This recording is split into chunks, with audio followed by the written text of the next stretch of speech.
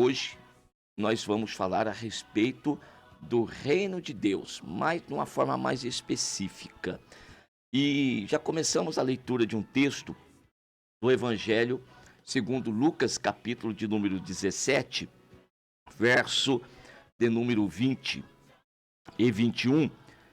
Interrogado pelos fariseus sobre quando havia de vir o reino de Deus, respondeu-lhes e disse: o reino de Deus não vem com aparência exterior, nem dirão ei-lo aqui ou ei-lo ali, porque eis que o reino de Deus está entre vós.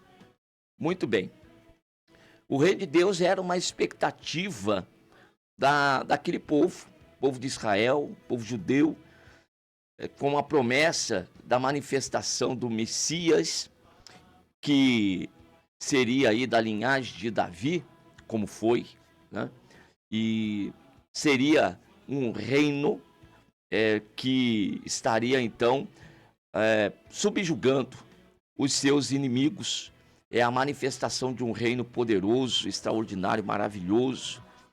E já havia tido alguns reinos no meio do povo de Israel, que algumas profecias apontavam para que o reino do Messias seria então semelhante. Por exemplo, o reino de Davi, que foi um reino muito batalhador, conquistador, vitorioso. O reino de Davi, o seu exército foi um exército vitorioso, pois Davi andava conforme a vontade de Deus e na direção de Deus. Depois nós temos o reino de Salomão, que também prefigura aí o reino do Messias, no que diz respeito à paz, à sabedoria, à inteligência espiritual. Pegou essas características aí de Salomão, e Salomão, ele conseguiu expandir o reino do seu pai, ou seja, o reino de Israel. Ele que dominou todo o espaço geográfico determinado por Deus, que está no livro de Deuteronômio, que está no livro de Josué, quando o Senhor demarcou aquela terra para o povo de Israel. E no reino de Salomão foi o único reino que então tomou posse de todo aquele espaço, desde ali a parte sul, com o limite com o Egito, até o extremo norte, com o limite do rio Eufrates, para o lado do poente do sol, o grande mar, e do lado do nascente do sol do oriente, nós temos o deserto como limite. E todo esse espaço então foi conquistado. E um detalhe importantíssimo do reino de Salomão, que tudo isso aí foi feito sem guerra. Era o reino de paz. Eram os reinos ao redor que reconheciam a sua sabedoria e a beleza do seu reino, e aqueles reis então davam presentes para Salomão, vinham para visitá-lo e conhecer a sua sabedoria, e traziam-lhe presentes. E ele então não conquistou a força do braço, nada, e foi o mais conquistador, foi o mais vitorioso, né? O reino de Salomão. Muito bem. Então o povo tinha uma expectativa de uma manifestação de um reino com estas características. Só que eles queriam uma manifestação humana, queria algo exterior, queria algo com aparência.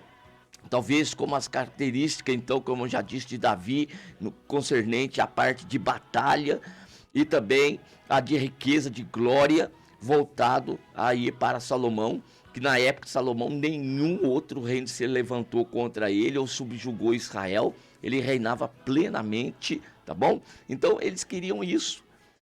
E na expectativa então da manifestação do Messias, aí vem Jesus ensinando, instruindo, e nós temos no capítulo de número 16 do Evangelho, no capítulo 16 aqui do Evangelho de Lucas, segundo Lucas escreveu, no verso de número 16, a lei e os profetas duraram até João. Desde então é anunciado o reino de Deus e todo homem prega força para entrar nele. Então, lei e os profetas é um marco na história do povo.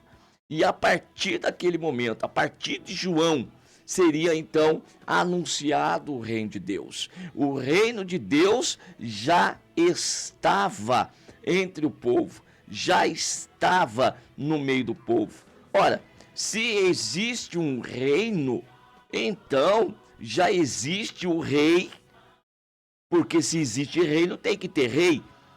E se já existe reino, rei, logo temos o povo. E se temos o povo, nós temos também ali uma lei que vai orientá-los.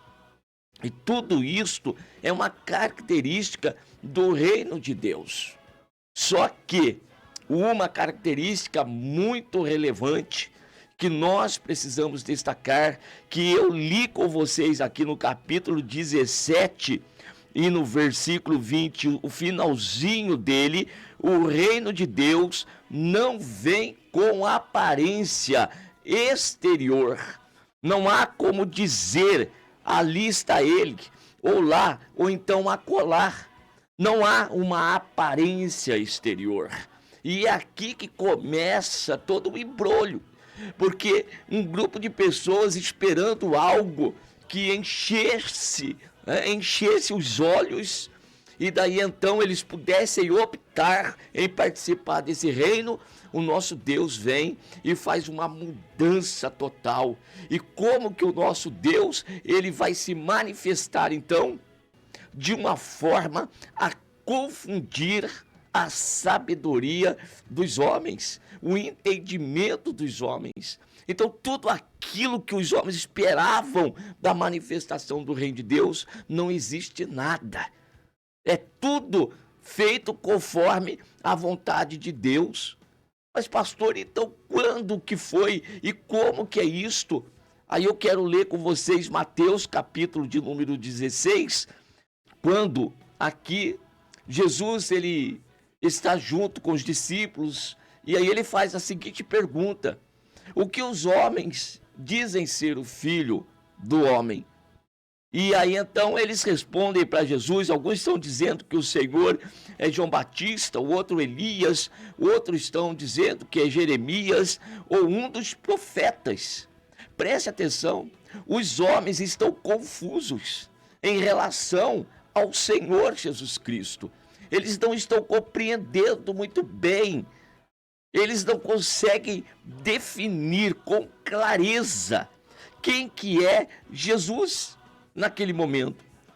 E então Jesus se volta para os seus discípulos e faz a mesma pergunta para eles: e vós, quem dizeis que eu sou?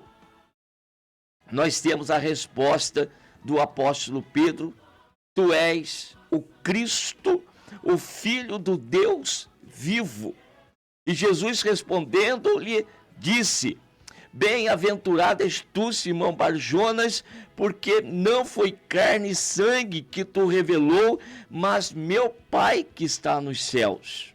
Pois também eu te digo que tu és Pedro, e sobre esta pedra edificarei a minha igreja, e as portas do inferno não prevalecerão contra ela.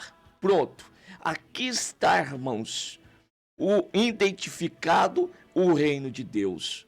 Igreja, nesse texto, não quer dizer instituição, não quer dizer aqui quatro paredes, não é um lugar onde nós nos reunimos, que hoje nós chamamos de igreja, tanto um prédio ou quanto uma instituição. Não, igreja aqui é o povo que Deus está formando na terra para adorar o seu nome.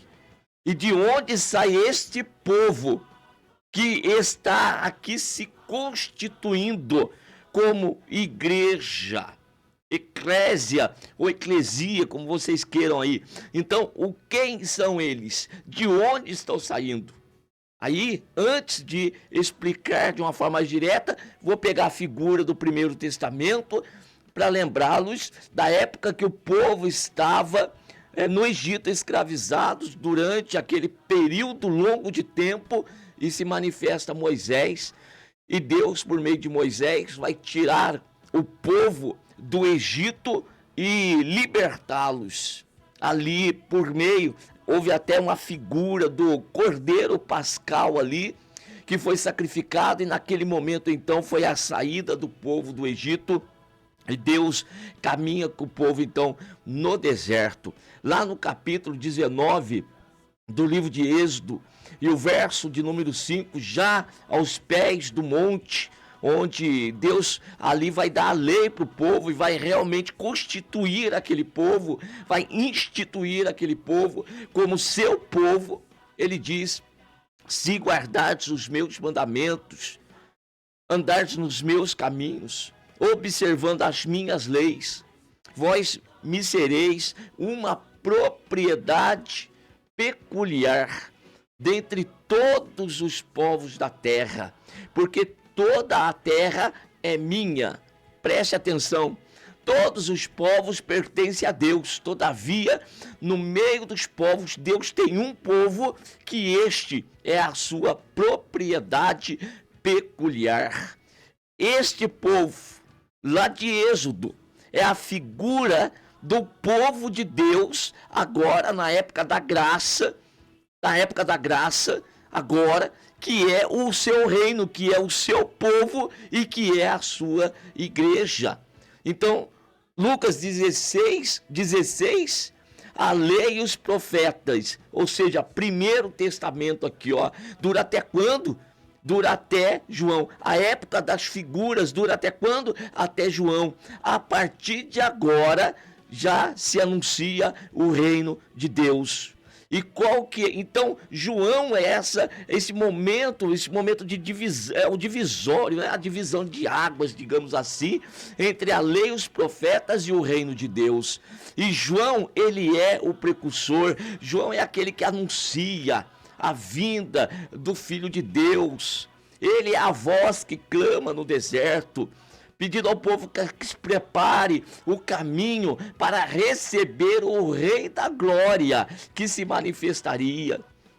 E quando Jesus vem para ser batizado, e então ele vai identificá-lo como: eis aí o Cordeiro de Deus que tira o pecado do mundo. Retomamos agora para a figura lá do Egito, quando o povo vai sair da escravidão, foi sacrificado um cordeiro, e lá tem toda a prescrição que eu não vou agora detalhar para vocês, mas está lá tudo certinho.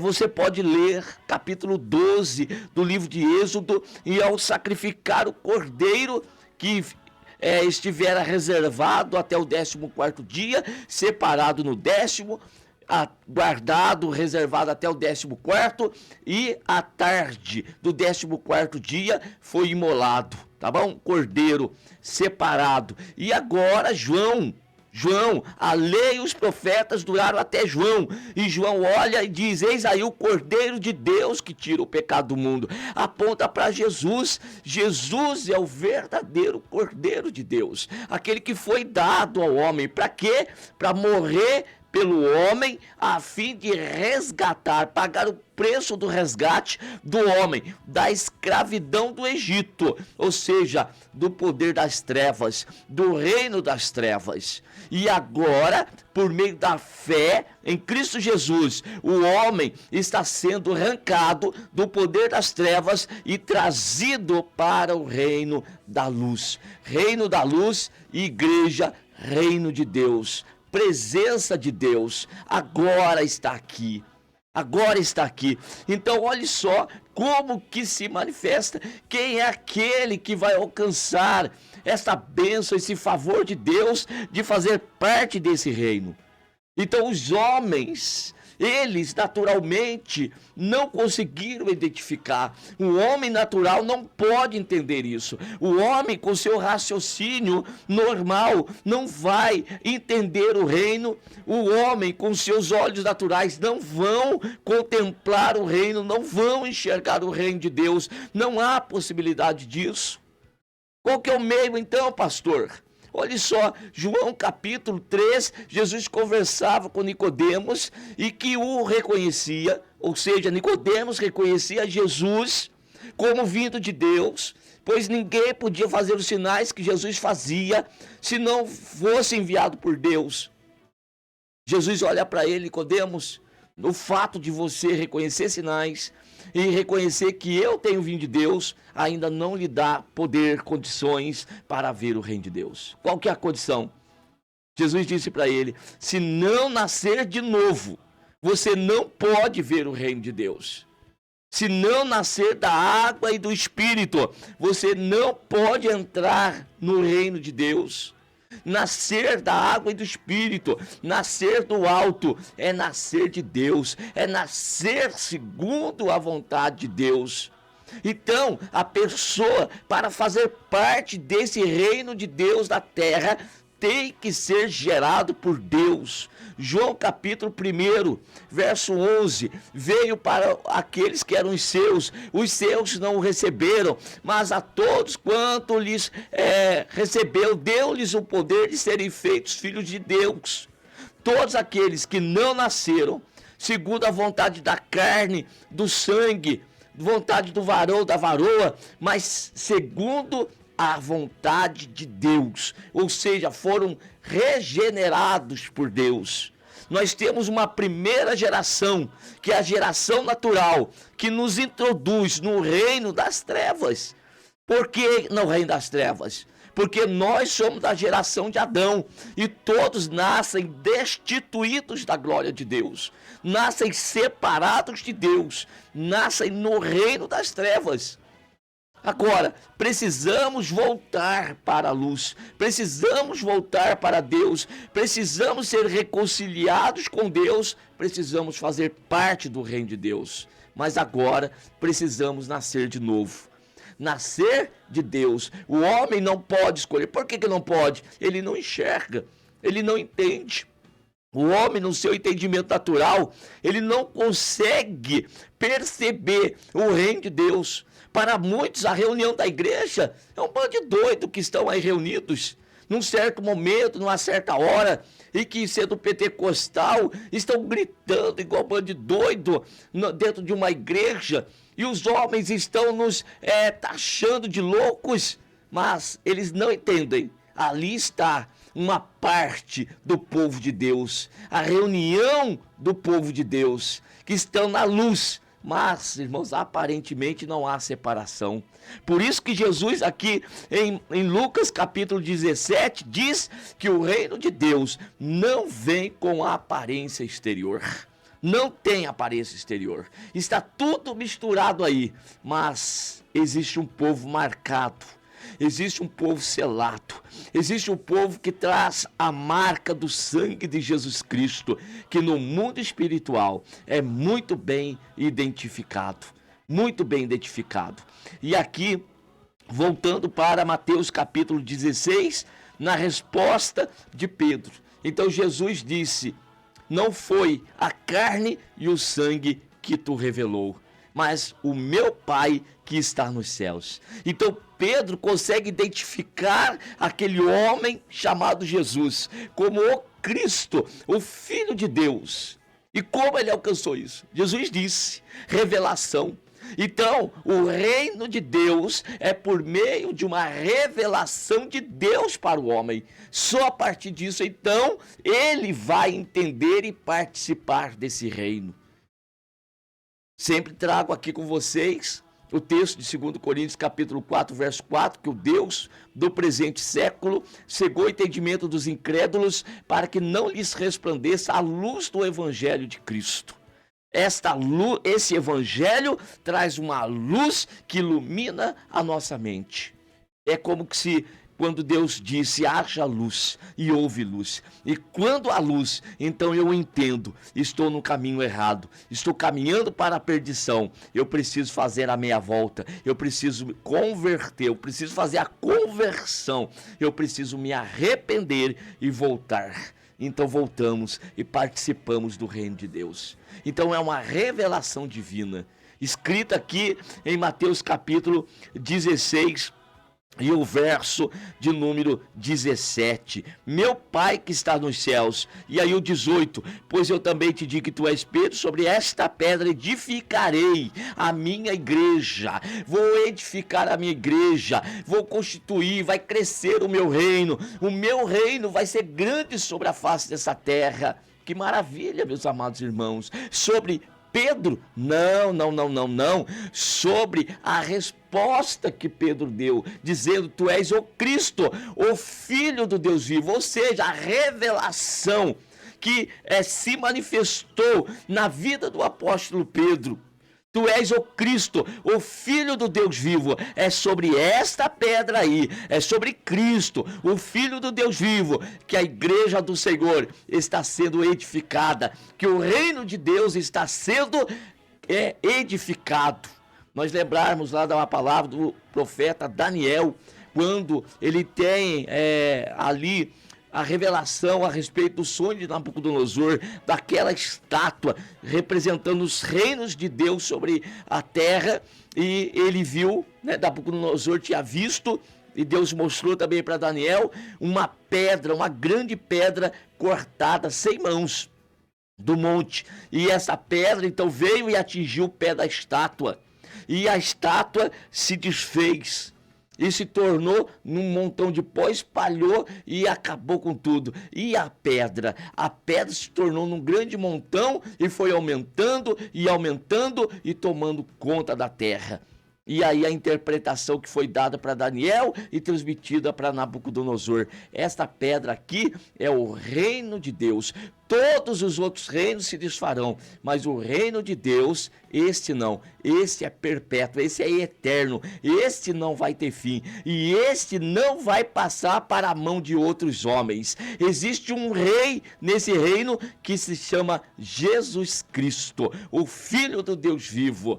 E quem crê em Jesus Cristo, pela fé, passa a fazer parte desse reino. E os outros reinos passarão. Tudo nessa terra vai passar, mas o reino de Deus é eterno. Esse não passa, esse não tem quem conquiste. Mas se lembre, não é a aparência exterior.